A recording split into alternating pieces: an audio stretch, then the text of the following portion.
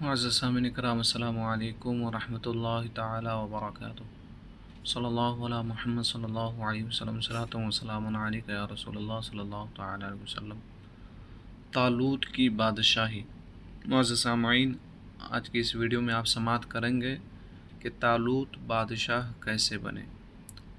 بنی اسرائیل کا نظام یوں چلتا تھا کہ ہمیشہ ان لوگوں میں ایک بادشاہ ہوتا تھا جو ملکی نظام چلاتا تھا، اور ایک نبی ہوتا تھا جو نظام شریعت اور دینی امور کی ہدایت و رہنمائی کیا کرتا تھا۔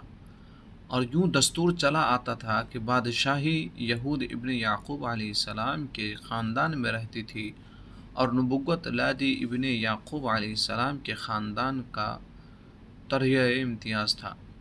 حضرت شمویل علیہ السلام جب نبوت سے سرفراز کیے گئے تو ان کے زمانے میں کوئی بادشاہ نہیں تھا، تو بنی اسرائیل نے آپ سے درخواست کی کہ آپ کسی کو ہمارا بادشاہ بنا دیجیے۔ تو آپ نے حکم خداوندی کے مطابق طالوت کو بادشاہ بنا دیا، جو بنی اسرائیل میں سب سے زیادہ طاقتور اور سب سے بڑا عالم تھا، لیکن بہت ہی غریب و مفلس تھا۔ چمڑا پکا کر یا بکریوں کی چرواہی کر کے زندگی بسر کرتا تھا۔ اس پر بنی اسرائیل کو اعتراض ہوا کہ طالوت بادشاہی خاندان سے نہیں ہے، لہٰذا یہ کیوں کر اور کیسے ہمارا بادشاہ ہو سکتا ہے؟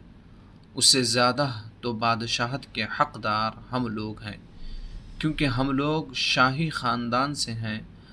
پھر طالوت کے پاس کچھ زیادہ مال بھی نہیں ہے۔ ایک غریب و مفلس انسان بھلا تخت شاہی کے لائق کیوں کر ہو سکتا ہے؟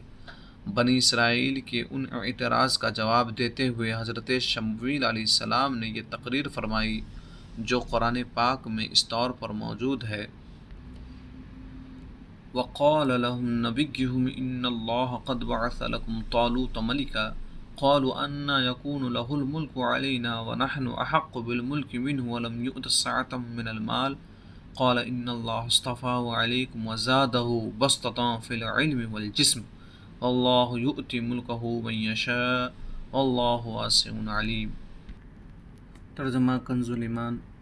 فرمایا، اسے اللہ نے چن لیا، اللہ نے تم پر چن لیا اور اسے علم اور جسم میں کشادگی عطا فرمائی، اور فرمایا اس کی بادشاہی کی نشانی یہ ہے کہ آئے تمہارے پاس تابوت جس میں تمہارے رب کی طرف سے دلوں کا چین ہے۔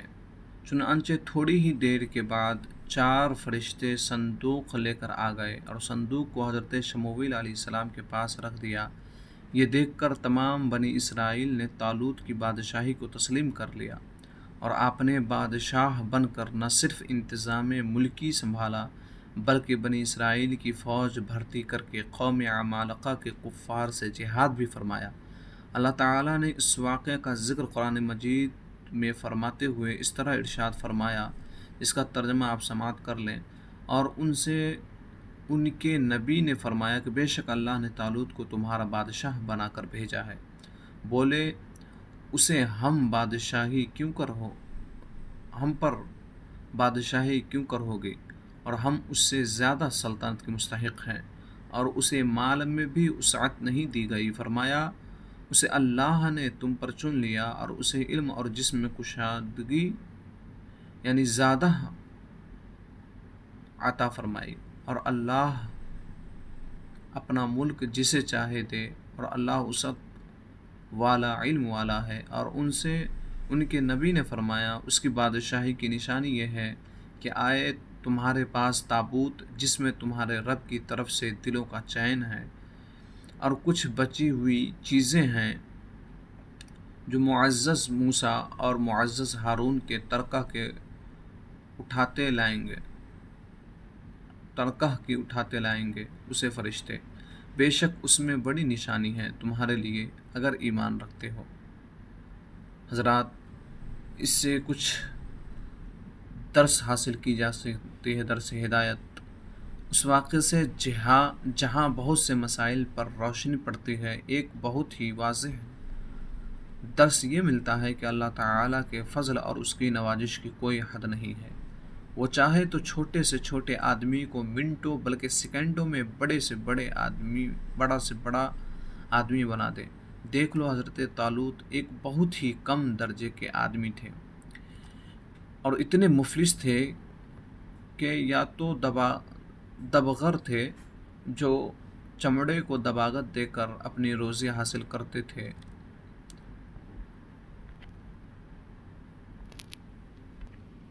یا بکریاں چرا کر اس کی اجرت سے گزر بسر کرتے تھے، مگر لمحہ بھر میں اللہ تعالیٰ نے انہیں صاحب تخت و تاج بنا کر بادشاہ بنا دیا۔ اس واقعے سے اور قرآن مجید کی عبارت سے معلوم ہوا کہ جسمانی توانائی اور علم کی وسعت بادشاہی کے لیے مالداری سے زیادہ ضروری ہے، کیونکہ بغیر جسمانی طاقت اور علم کے نظام ملکی کو چلانا اور سلطنت کا نظام کرنا تقریباً محال اور ناممکن ہے۔ اس سے ظاہر ہوا کہ علم کا درجہ مال سے بہت بلند تر ہے۔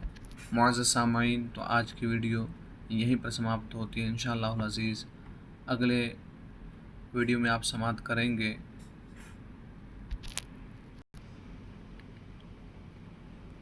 اور مزید معلومات طالوت کے بارے میں انشاءاللہ۔ اگر آپ کو یہ ویڈیو اچھی لگی تو آپ لائک، شیئر، کامنٹ اور اس ویڈیو کو، اس چینل کو محمد نوشاد قادری کو سبسکرائب بھی کر لیں۔ السلام علیکم ورحمۃ اللہ۔